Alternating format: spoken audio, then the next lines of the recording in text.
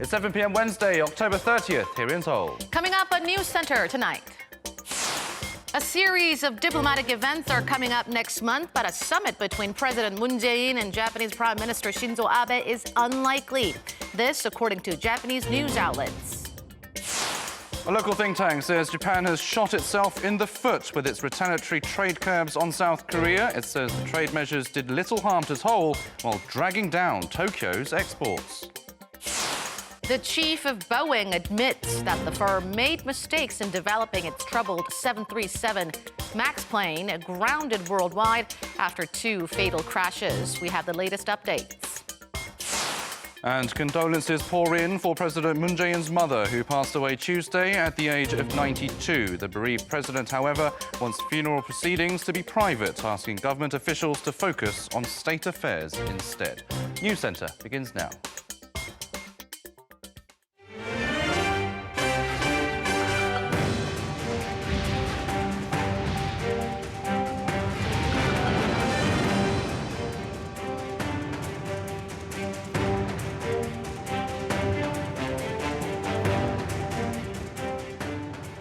Good evening to our viewers in Asia and hello to others watching from around the world. Welcome to Arirang News Center. I'm Han-dan in Seoul. And I'm Moon-Abe. Thank you for joining us this evening. Our top story tonight, a summit between President Moon Jae-in and Japanese Prime Minister Shinzo Abe is looking unlikely, despite the friendly letter Moon sent Abe expressing the need for such talks. That's according to Yomiuri Shimbun on Wednesday, which also reported that Abe requested South Korea to create an opportunity to improve relations when receiving the letter. It added a high-ranking Japanese official said the ball is now in Seoul's court.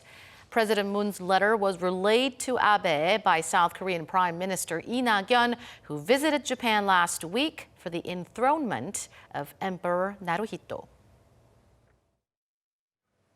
Exactly 1 year ago today, South Korea's top court ruled that Japanese firms compensate South Korean victims of their wartime forced labor. 12 months have passed, but little progress has been made to resolve the historical issue, with Japan only repeating its calls on South Korea to take action on the ruling. Our Kim Min-ji takes a look at where the two countries stand now and what's ahead for the two Asian neighbors.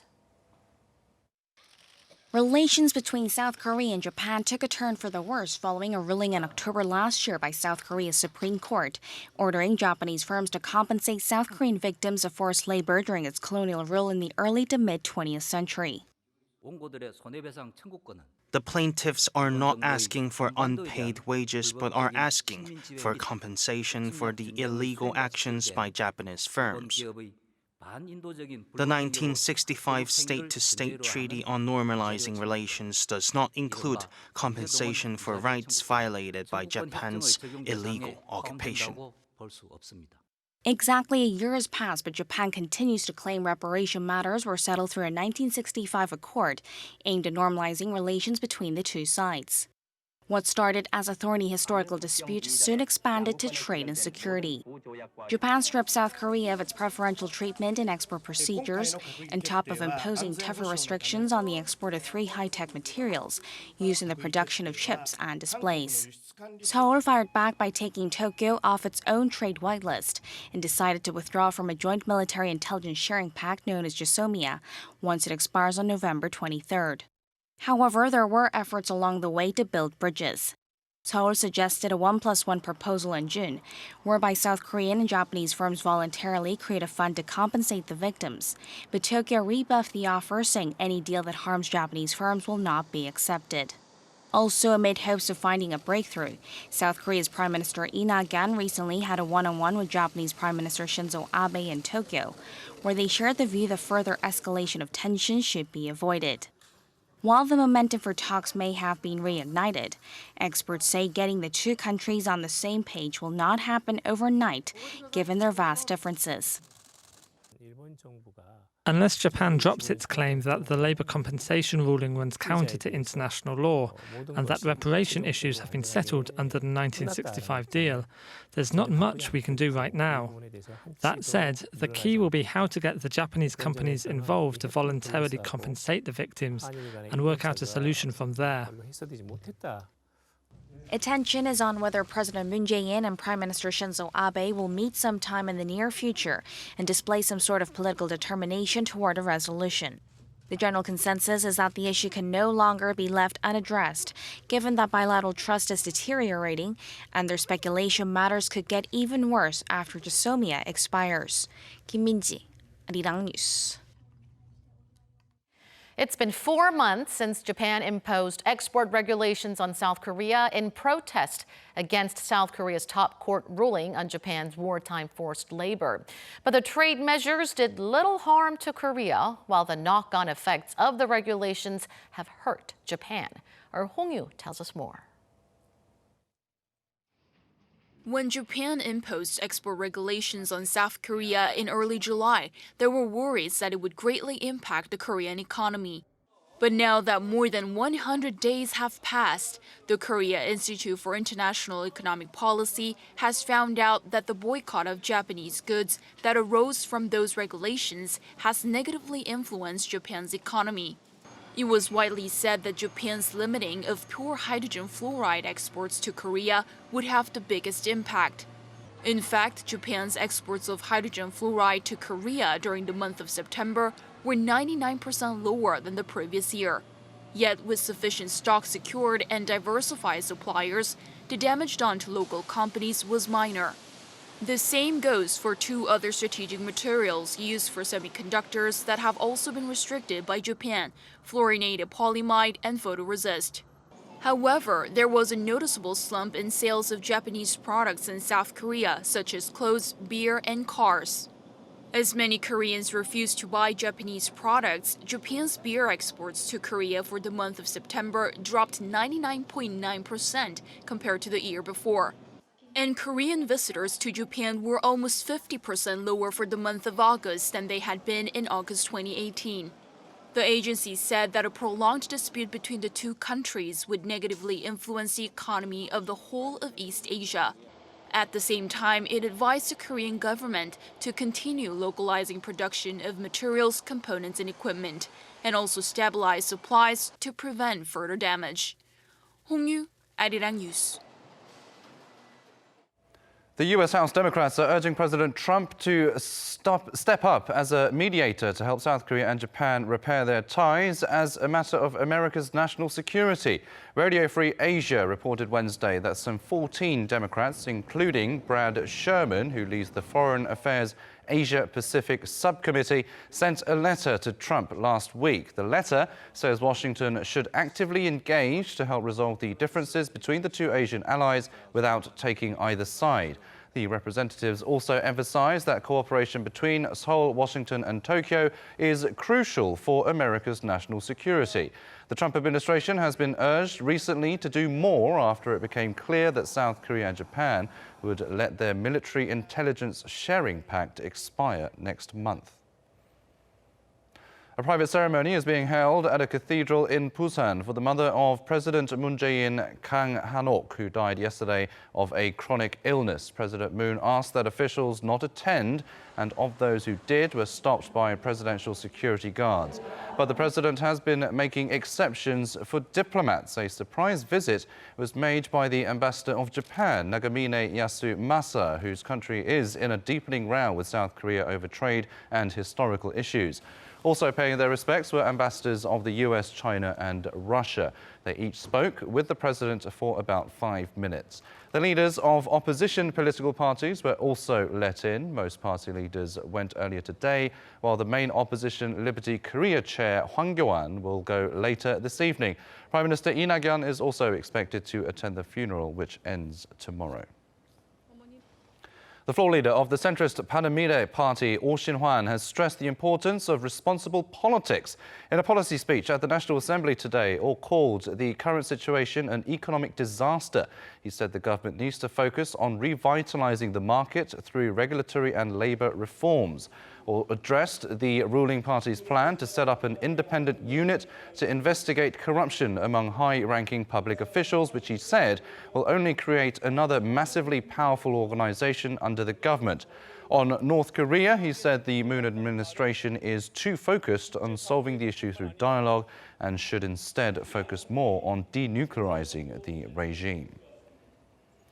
In stationing American troops to South Korea, the US has been pressing South Korea to pay more and more every year. And now, a new memoir out in the US claims that President Trump, in his first year in office, wanted Seoul to pay $60 billion, more than 60 times what Seoul is paying now. On the other hand, US senators point out that the Trump administration needs to realize that South Korea's contribution is not at all small. Oh Jung-hee reports.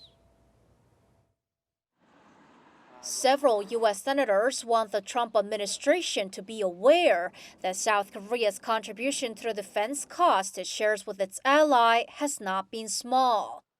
According to Voice of America on Wednesday, Senate's Armed Services Committee Chairman Jack Reed told the broadcaster that the U.S. government needs to recognize that South Korea is a, quote, valuable ally that contributed significantly to mutual defense and security, particularly against North Korea. Senator Dan Sullivan cited how the South Korean government paid 90% of the total expense of building the U.S. base at Camp Humphreys. And Senator Mazie Hirono said it's true U.S. allies have to pay a fair share, but it's not as though they've not been doing so. South Korea and the U.S. held 2 rounds of negotiations in Seoul last month and in Honolulu earlier this month to strike a new special measures agreement. The bilateral cost-sharing deal is good for 1 year, and the current one signed in February expires at the year's end. The negotiations are believed to have been tough, as the U.S. demands South Korea to pay more, while Seoul says any increase has to be an acceptable amount. A new book written by former U.S. Secretary of Defense James Mattis' speechwriter Guy Snodgrass claims Trump said in July 2017 that it'd be better to have South Korea pay at least $60 billion a year. That'll be 12 times the $5 billion that Washington has reportedly brought up in recent negotiations. Oh Jung-hee, Arirang News. The CEO of Boeing has conceded in a U.S. Senate hearing that the company made mistakes with the computer system installed in its 737 MAX model. Amid confusion in the airline industry, Korea said it will speed up inspections on some of the faulty Boeing planes. Kim Ji-yeon has more. In a Senate hearing held Tuesday, Boeing CEO Dennis Muilenburg admitted that the company failed to give pilots more information about its new maneuvering characteristics augmentation system before the crashes.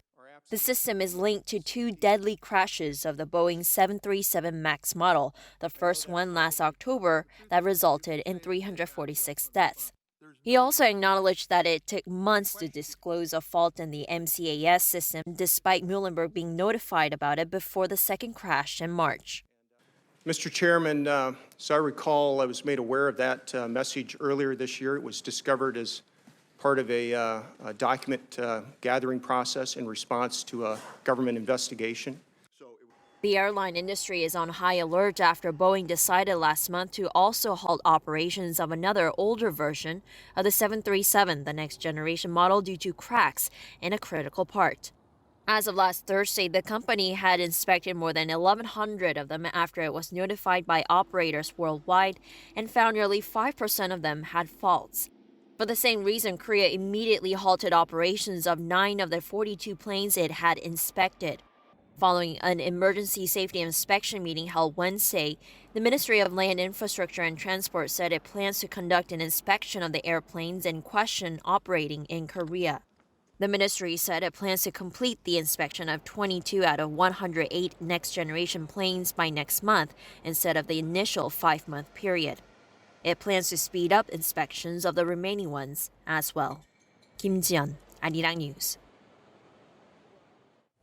There are growing concerns in South Korea about possible deflation. Last month's consumer inflation was negative for a second month in a row at minus 0.4%. It was the lowest rate in all of the OECD, prompting some to call for more aggressive rate cuts by the Bank of Korea. Yoon Jung-min reports. Last month, South Korea's consumer price inflation remained the lowest among OECD members and even 2B members, mainly because of lower demand from the private sector. Data released by the OECD on Wednesday showed South Korea's consumer price index was minus 0.4% in September. That's far below the OECD average of 1.9%. The consumer price index for the US was 1.7%, 0.8% for the euro area, and 0.2% for Japan. In fact, South Korea saw one of the sharpest declines in its inflation rate than any other OECD member during the past year. Last September, the consumer price index for South Korea was just above 2%, lower than the OECD average but higher than the euro area. However, South Korea's index turned negative this year, while other G20 countries, including the US and Japan, all remained above zero. Experts say concerns are growing on the back of sluggish private investment and consumption, as well as lower agricultural product prices.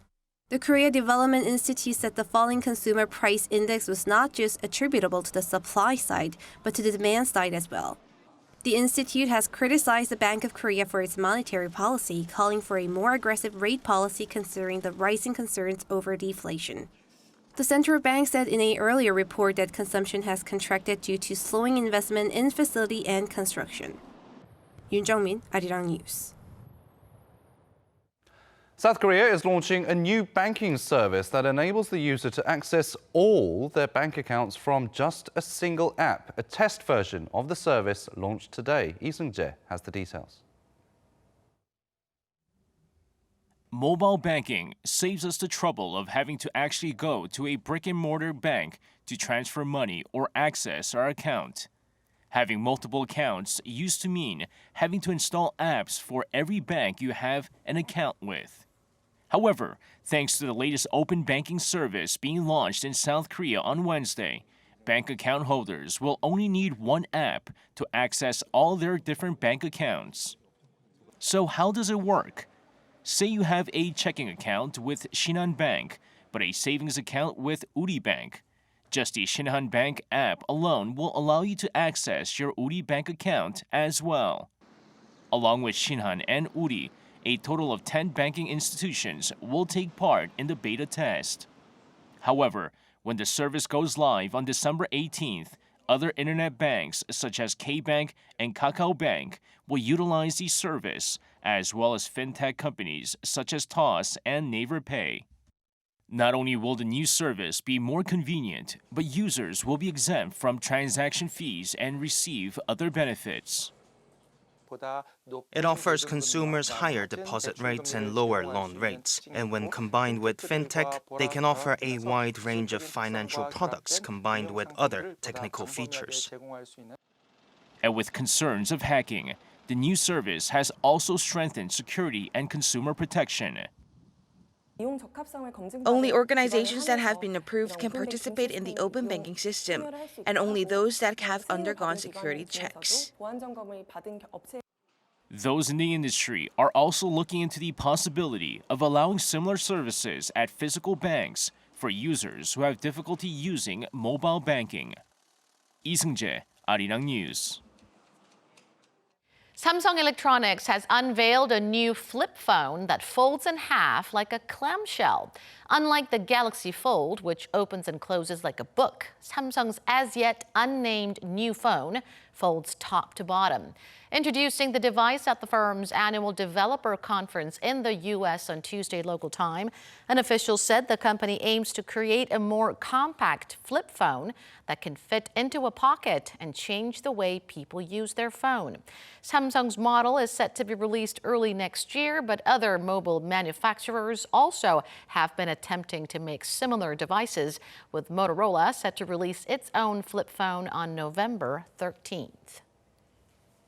South Korea confirmed its first case of African swine fever about a month ago.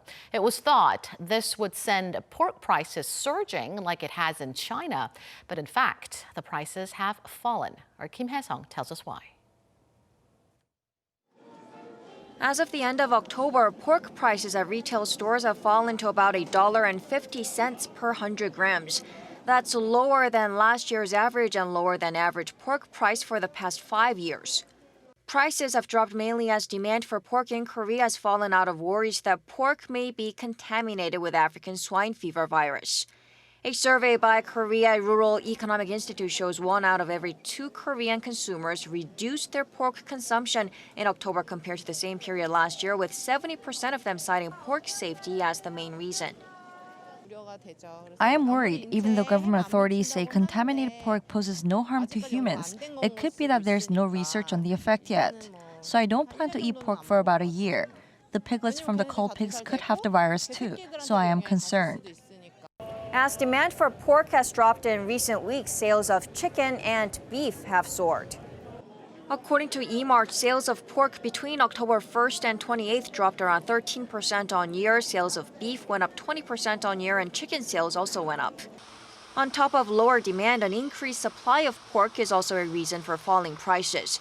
The South Korean government carried out a preemptive culling of pigs in order to contain the spread of the disease. Farmers also released more pork into the wholesale market. As a result, wholesale prices have dropped by almost $1 to $2.70 per kilogram. Governments across the world and the World Organization for Animal Health have said African swine fever does not pose a health risk to humans, and there's no research showing it poses a risk, but concerns over pork safety remain in Korea.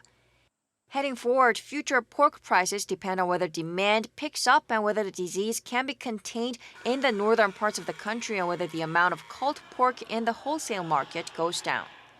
Kim Hae-sung, Arirang News.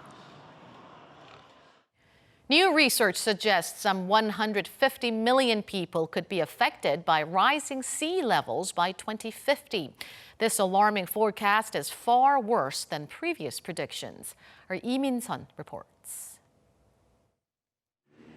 Rising sea levels could wipe out the homes of some 150 million people living in coastal areas by year 2050. That's 3 times more people than previous research had predicted. According to research by US-based nonprofit organization Climate Central, most of southern Vietnam, Shanghai, and Mumbai are located lower than the expected sea level in 2050. Large areas of southern Vietnam, home to 20 million people, could be underwater. And 10% of the population of Thailand live in areas likely to be flooded by 2050, including the capital city, Bangkok. Previous predictions only estimated 1% of population would be affected by the rising sea levels. Other major Asian cities that are vulnerable to the rising sea level include Shanghai and Mumbai. Urgent action is also required in some cities like Barza in Iraq and Alexandria in Egypt to protect historic and cultural heritage. Researchers urged installing seawalls and other barriers as a temporary measure and called on each country to come up with long-term policies to relocate people living in at-risk areas. They also pointed that the issue of rising sea levels was considered an environmental problem, but it became a humanitarian, security, and even military problem. Lee Min-sun, Arirang News. The British Parliament has voted to hold a general election on December 12th, backing Prime Minister Boris Johnson's proposal as a way of breaking the Brexit impasse. The election was approved easily on Tuesday in a vote of 438 to 20. Once Parliament is dissolved next week, the parties will start their campaigns, which will be dominated by Brexit. The EU has granted Britain 3 more months to ratify a deal and leaving the bloc, meaning lawmakers in the next parliament will have until January 31st to do so. Johnson will be looking to strengthen his mandate to achieve Brexit the way he wants. South Korea's administrative capital of Sejong City has taken the first step towards self-driving public transport.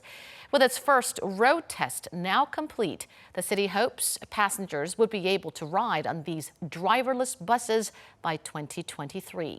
Our Choi Jung-yoon has the story. A driver takes her hand off the steering wheel and her feet from the accelerator. The bus reads data from the traffic light and calculates when to stop and take turns. This is a self-driving bus that the city of Sejong plans to demonstrate on public roads from next month. Self-driving buses have had several trials in a restricted testing environment. But this is the first time in Korea those buses have driven themselves along with regular vehicles in real traffic situations. There were more concerns than excitement at first, but I was relieved to see the bus move smoothly and able to recognize pedestrians in dangerous situations. It was a bit frustrating as the bus gave way to other vehicles too often. It drove really slowly when making turns or changing lanes. The Ministry of Land, Infrastructure and Transport will operate 2 of these level 3 buses on roads as a test project, traveling a 9.8-kilometer route roughly twice a week. It will then scale up the project by operating 8 buses with level 4 vehicles on a 35-kilometer route in 2021 and allow local residents to actually ride the buses, moving towards the final goal of commercializing the buses in 2023. Out of the 5 levels of driverless vehicles, a level 3 car can carry out a range of autonomous driving functions, but the driver must be ready to take control. At level 4, the vehicle is in full control under limited conditions. And at level 5, a driverless vehicle can drive without any driver present. Experts say self-driving services in public transport might see commercialization earlier than normal vehicles, as the buses are driven on specific routes and are operated under central transport management systems, which makes it easy to collect data. This minibus is an on-demand service. Users can download applications and set locations where to get on and off the bus. People with disabilities or who live in rural areas can benefit from this. As this is a human-free bus, it can bring efficiency in operations by driving 24 hours with shorter bus intervals. However, in order to establish such a system in Korea, changes in the law on safety and regulatory issues are required. Clear standards on responsibility for accidents and insurance must be resolved. 최정윤, Arirang News. From next year, November 15th will likely be designated by the UN as Blue Sky Day, which is the first international day proposed by South Korea. According to the South Korea's permanent mission to the United Nations, Seoul is coordinating with the UN to have the Blue Sky Day designated, as it could enhance global awareness on climate change. All UN member states are known to have primarily agreed to the idea during a closed-door meeting. President Moon Jae-in made the proposal last month during the UN General Assembly. South Korea's professional football league, the K-League, has been ranked the world's 6th best football league in terms of social contribution. Swiss sports consulting firm Responsible released its ranking of 24 men's leagues around the world that are putting in great efforts to make football more socially and environmentally friendly.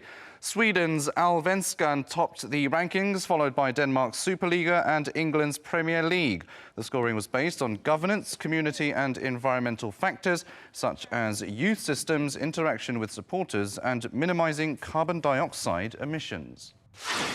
A traditional wedding attire for men that was collected by a German priest over a century ago is on display for the first time in South Korea. The robe, known as taljong, will be on display at the National Folk Museum of Korea until January 27th, before being sent back to Germany. The robe's fabric had been badly damaged over time, and 2 years of conservation and restoration of textiles were needed before it could be put on display. The attire was not only an outfit for grooms, but also an official's daily wear during the Joseon dynasty. Korea's mega-hit boy band NCT 127 are set to become the first K-pop artist to perform at the MTV Europe Music Awards in Spain. As invited guests, the boy band will be performing at the ceremony in Spain this Sunday. The group will be joining the performance list of world-famous acts, including Halsey and Green Day. The show will be broadcast live to 180 countries on MTV and on social media channels.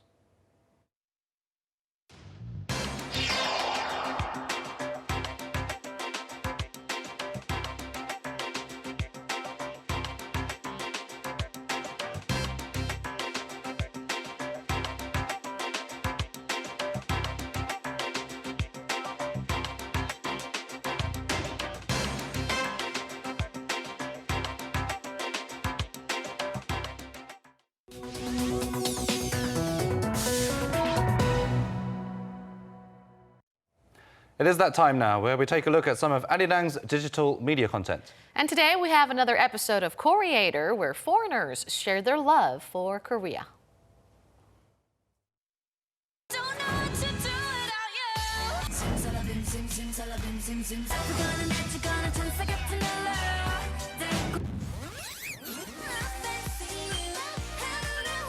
Hello, we are Evermore!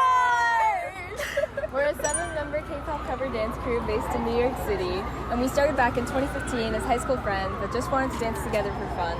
We are so thankful that you guys have been so supportive. We're so surprised that our little channel has grown so much since we were high school freshmen. So right now we're going to show you exclusive behind-the-scenes footage of when we danced to Fancy by Twice.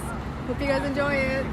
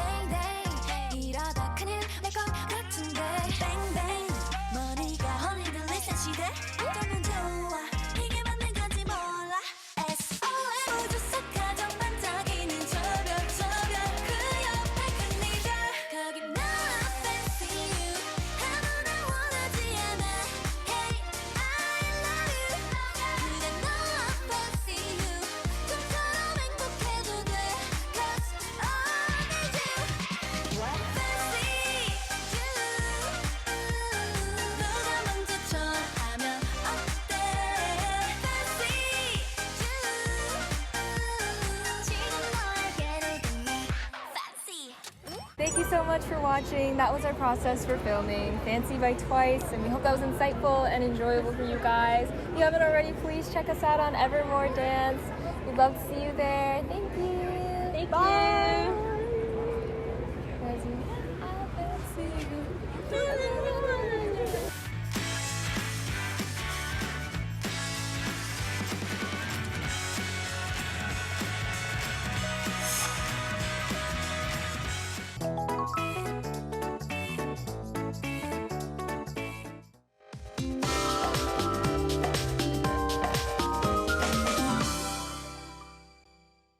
The weather turned out nice today, with temperatures rising quickly during the day and good air quality as well.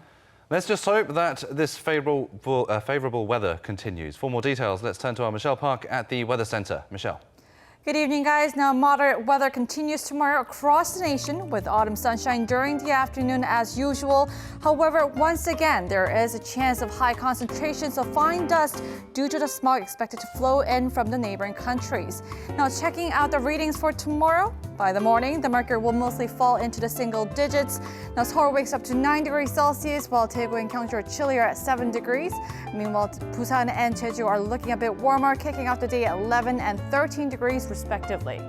Daytime highs are still reaching into the 20s now. Seoul, Daejeon, Gwangju, and also for Jeju marks up to 21 degrees, while Busan hits up to 22.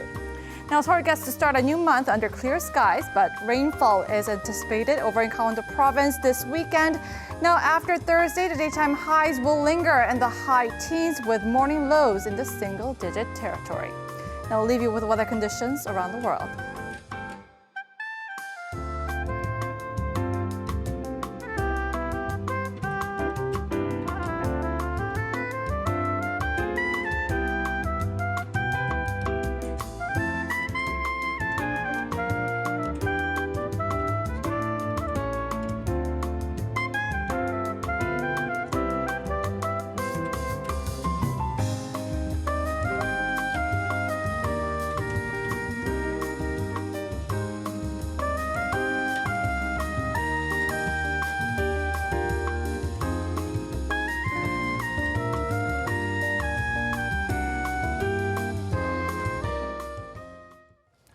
That will wrap it up for today's Arirang News Centre. Thank you, as always, for watching. Stay tuned for more news updates throughout the day. News in Depth is next.